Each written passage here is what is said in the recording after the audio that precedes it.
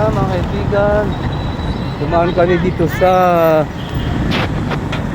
lutuan ng mais. Ayan, bagong luto mga kaibigan. Ang sarap-sarap, bagong lutong mais.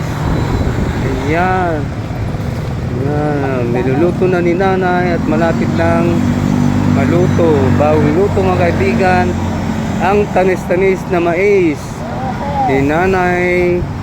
Anong pangalan ni nanay? Nora Honor of Cagayan. Ayan, that my free taste ibigay ni the beautiful sis lady. Ano pangalan mo? Sis lady? Angie. Salvador. Hindi Angge. Ay. Aray ko, babawi na nato yung mais. Giveaway. Mayroon akong giveaway na mais mga kaibigan. Free taste. Ayan, kaya bili kayo dito mga kaibigan sa lutuan ng mais ni Mang Anggi at saka si Nanay Nora Honor.